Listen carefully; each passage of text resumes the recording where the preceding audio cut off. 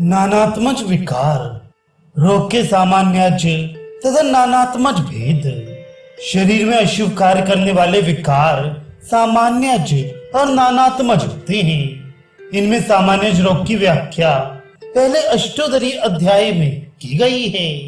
नानात्मज रोगों की व्याख्या इस अध्याय में कर रहा हूँ। जैसे 80 प्रकार के वातज रोग, 40 प्रकार के पित्तज रोग, 20 प्रकार के कफज रोग। वात के 80 नानात्मज विकार। इन नानात्मज व्याधियों में सर्वप्रथम वात विकार की व्याख्या कर रहा हूँ।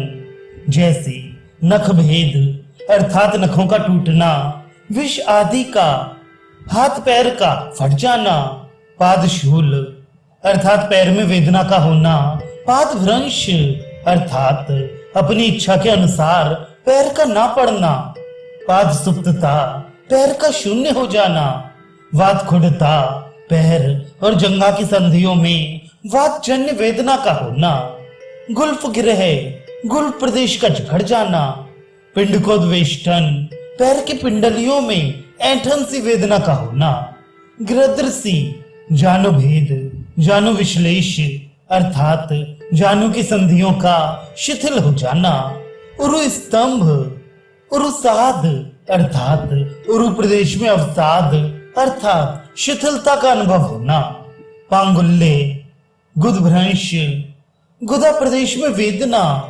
वृषणोक्षेप अर्थात अंड ग्रंथियों का ऊपर चढ़ जाना, शेफा स्तंभ अर्थात मूत्रेंद्रिय में जकड़ाहट होना, वंक्षणा नहा अर्थात वंक्षण प्रदेश में बंधन के समान पीड़ा होना, श्रोणी भेद विड़भेद उदावर्त खंजता कुब्जत वामनत्व, त्रिकग्रह पृष्ठग्रह, पार्श्व मर्द अर्थात पार्श्व प्रदेश में मर्दन के समान पीड़ा होना, उदरावेष्ट हृदय में अंधकार का भर जाना, हृदय में द्रवता अर्थात शीघ्रता से गति का होना, वक्ष प्रदेश में घिसने के समान पीड़ा, वक्षोपरोध अर्थात वक्ष स्थल की गतियां अर्थात फुफ्फुस एवं हृदय की गतियों का रुकते हुए अनुभव होना, वक्ष स्तोध बाहुशोष ग्रीवा स्तंभ मन्या स्तंभ,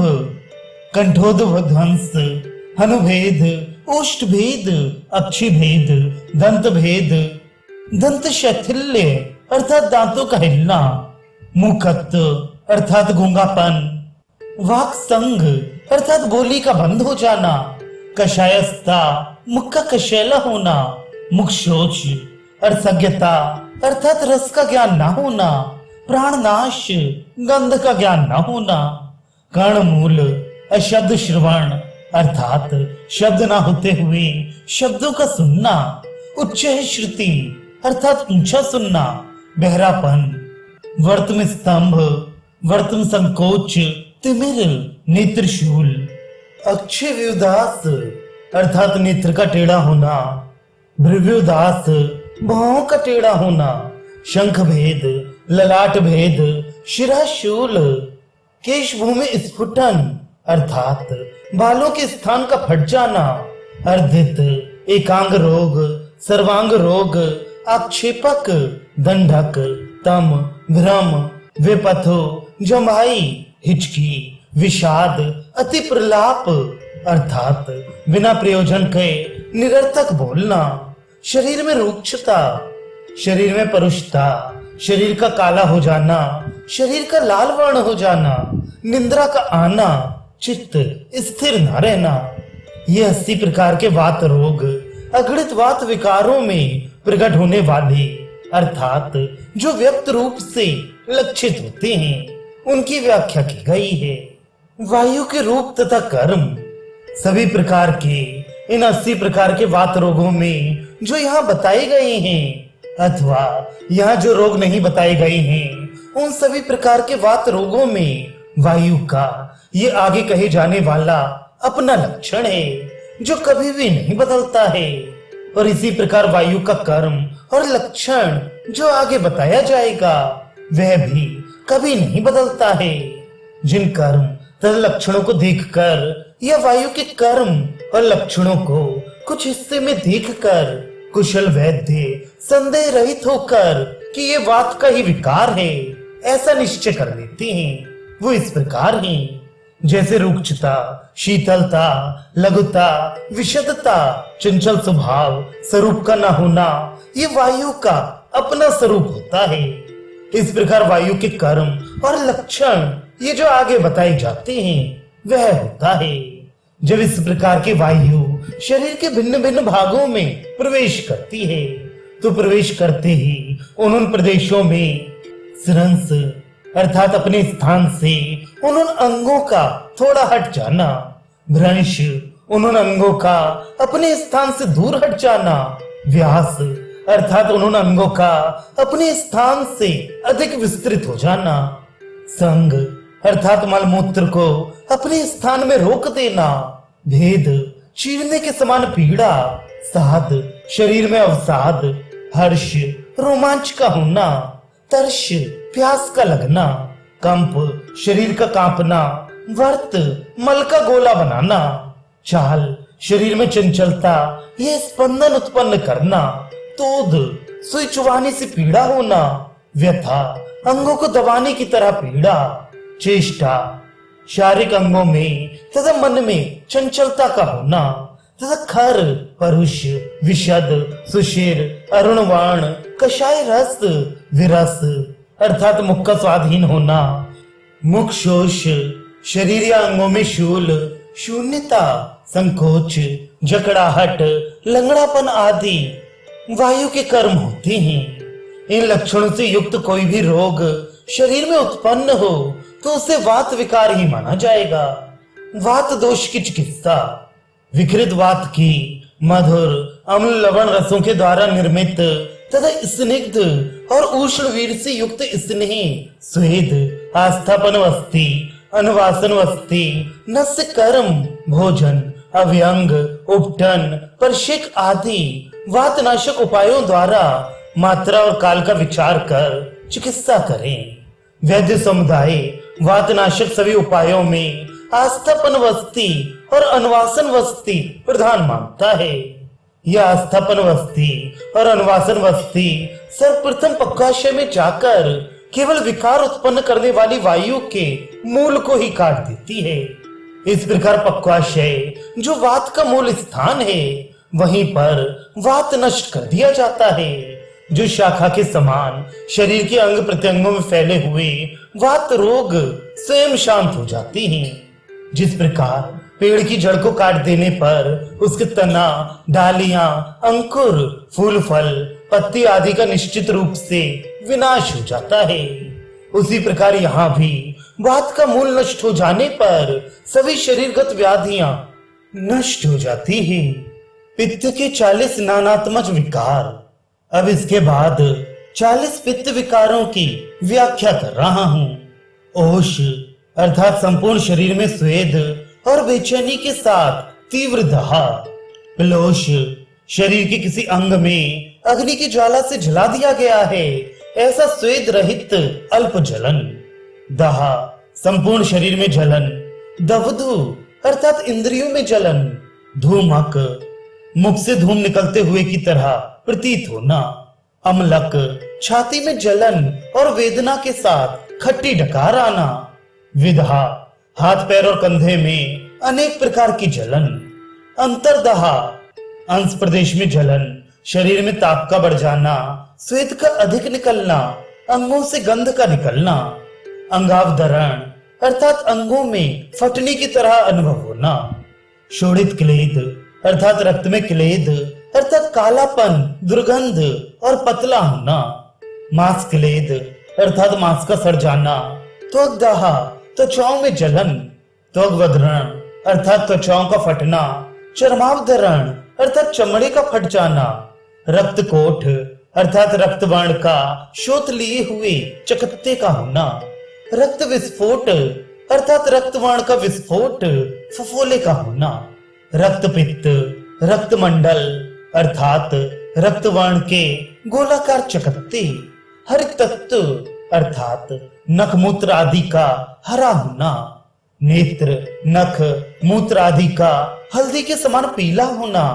नील का अर्थात नेत्र, नख, मूत्र आदि का नीला होना अथवा मुख में या शरीर प्रदेश में नीले वर्ण का दाग होना, कक्षा, कामला, मुख का नीला होना, मुख से रक्त का गंध निकलना, मुख से दुर्गंध का निकलना, प्यास अधिक लगना, भोजन से तृप्त न होना, मुख का पक जाना, गले का पक जाना, नेत्र का पक जाना, गुदा का पक जाना, मूत्रेंद्रिय का पक जाना, शुद्ध रक्त का निकलना, अंधकार में प्रवेश करने की तरह अनुभव का होना, नेत्र, मूत्र और मल का हरा वर्ण या हल्दी के समान पीले वर्ण का होना।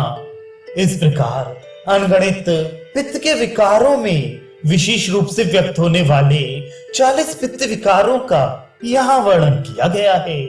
पित्त दोष के रूप तथा कर्म बताए हुए पित्त विकारों में अथवा इन विकारों से अन्य पित्त विकार जो यहाँ नहीं बताए गए हैं, उनमें पित्त का यह आगे कहे जाने वाला और ना बदलने वाला अपना रूप पित्त का कर्म और पित्त का लक्षण है। जिन संपूर्ण लक्षणों को या इन लक्षणों के किसी एक भाग को देखकर वैद्य समुदाय ये निश्चित कर लेता है कि यह पित्त का ही विकार है, जैसे उक्षणता, तीक्ष्णता, गमनशीलता, द्रव अधिक स्नेह का ना होना और पित्त का रूप श्वेत अरुण रूप से भिन्न स्वरूप का होता है, कच्चे मांस के समान गंध और पित्त में रस कटु और अम्ल होता है। यह पित्त का अपना रूप है। इस प्रकार के पित्त का कर्म और अपने लक्षण भिन्न भिन्न शरीर प्रदेश में प्रवेश करते हुए उत्पन्न करता है, जैसे दहा, उष्णता, व्रण आदि का होना और पकना, स्वेद आधिक्य, क्लेद, सड़न, खुजली, स्राव, लालिमा ये सब होते हैं।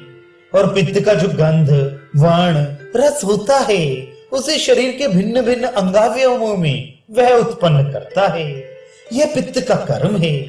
इन लक्षणों से युक्त जो भी रोग होगा उसे पित्त विकार ही निश्चित करना चाहिए।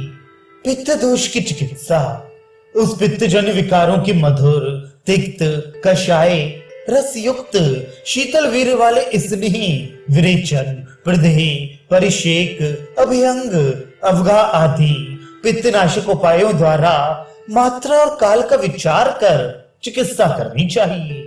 पित्तनाशक सभी चिकित्साओं में विरेचन द्वारा चिकित्सा करना पित्त की उत्तम चिकित्सा है।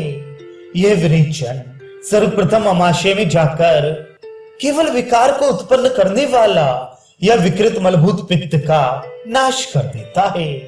अमाशय में पित्त के नष्ट हो जाने पर शरीर के विभिन्न भागों में होने वाले पित्तजन्य रोग स्वयं शांत हो जाते हैं। जिस प्रकार अग्नि से तप्त गृह में अग्नि को बुझा देने पर वह संपूर्ण गृह स्वयं शीतल हो जाता है, उसी प्रकार पित्त के प्रधान स्थान अमाशय में पित्त की शांति हो जाने पर अन्यत्र शरीर के भागों में होने वाले पित्तजन्य रोग स्वयं शांत हो जाते हैं। श्लेष्मा के 20 नानात्मज रोग। अब इसके बाद कफ के 20 विकारों की व्याख्या कर रहा हूं।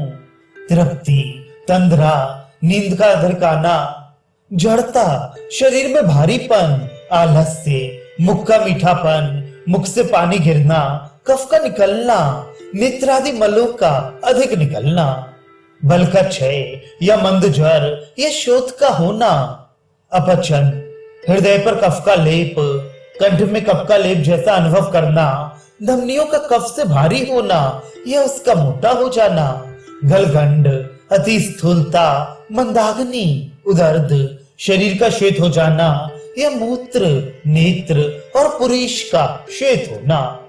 इस प्रकार अगणित कफ के विकारों में ये अधिक रूप में होने वाले 20 रोग हैं, जिनकी व्याख्या यहाँ की गई है। श्लेष्मा के रूप तथा कर्म ऊपर बताए हुए भी इन सभी कफजन्य रोगों में तथा ना बताए हुए कफजन्य अन्य रोगों में ये कफ का अपना रूप और अपने कर्मों का लक्षण स्वाभाविक है, अर्थात ये लक्षण कभी भी परिवर्तनशील नहीं है। जिस कफ के संपूर्ण लक्षणों को या कुछ लक्षणों को रोगों में प्राप्त कर संदेह रहित कुशल वैद्य ये कफजन्य ही रोग है ऐसा निश्चय करते हैं।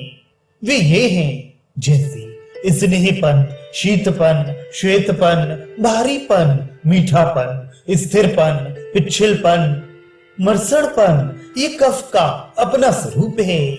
इस प्रकार के होने से कफ विभिन्न शरीर प्रदेश में प्रवेश करते हुए उस कफ के कर्म का यह अपना लक्षण होता है। वे जैसे श्वेतपन, शीतपन, खुजली, स्थिरपन, भारीपन, स्नेह, शून्यता, क्लेद, मल अनुलिप्त होना, बंध, मीठापन और रोगों को चिरकाल तक बनाए रखना, यह कफ का कर्म है। इन लक्षणों से युक्त रोग को कफ का ही रोग निश्चय करना चाहिए। कुपित कफ की चिकित्सा उस विकृत कफ की कटु, तिक्त, कषाय रस युक्त, तीक्ष्ण, उष्ण, रुक्ष, स्वेदन, वमन, शिरोविरेचन और व्यायाम आदि कफनाशक उपायों द्वारा मात्रा व काल का विचार कर चिकित्सा करनी चाहिए। कफनाशक सभी चिकित्साओं में वमन कफ का नाश करने में प्रधान है, ऐसा वैद्य लोग मानते हैं। वह वमन सर्वप्रथम अमाशय में जाकर वक्ष स्थल में रहने वाले केवल मल विकृत मल कफ को ऊपर फेंक देता है, अर्थात मुख से बाहर निकाल देता है। वक्ष स्थल में जो कफ का मूल स्थान है, वहां पर कफ के नष्ट हो जाने पर शरीर के विभिन्न भागों में होने वाले कफ के विकार स्वयं शांत हो जाते हैं। जिस प्रकार खेत की क्यारी का बांध टूट जाने पर सारा जल बाहर निकल जाता है, जिससे जल से सेचन करने के बाद उत्पन्न होने वाले धान, जौ, साठी आदि अन्न सूख जाते हैं, उसी प्रकार जल स्वरूप विकृत कफ के निकल जाने पर उससे पालित या पुष्ट होने वाले रोग स्वयं शांत हो जाते हैं। रोग परीक्षा प्रथम कर्तव्य। चिकित्सा करते समय सर्वप्रथम रोग की परीक्षा, उसके बाद रोग के अनुसार उचित औषध की परीक्षा करनी चाहिए।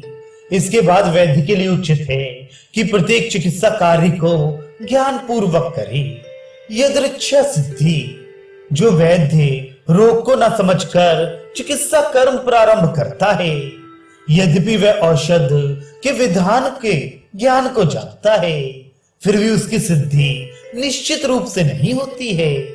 निश्चित सफलता, जो वैद्य रोगों को विशेष रूप से जानने वाला है और सभी प्रकार की औषधियों के विधान को जानने में कुशल है तथा देश काल के अनुसार औषधियों के प्रमाण मात्रा को जानने वाला है, तो चिकित्सा करते समय उसकी सफलता निश्चित रूप से होती है। उपसंहार। तत्वदर्शी महर्षि आत्रेय ने इस महारोग अध्याय में रोगों का संक्षेप में संग्रह, रोगों की प्रकृति, रोगों का देश, विकारों के मुख्य कारण तथा प्रेरक कारण, असंदेह, निज और आगंतुक रोगों का अनुबंध प्रकाशित किया है तथा दोषों के स्थान, रोगों के नानात्मज और सामान्य गण, दोषों के अलग अलग रूप, न बदलने वाले कर्म और अलग अलग दोषों की चिकित्सा बताई है।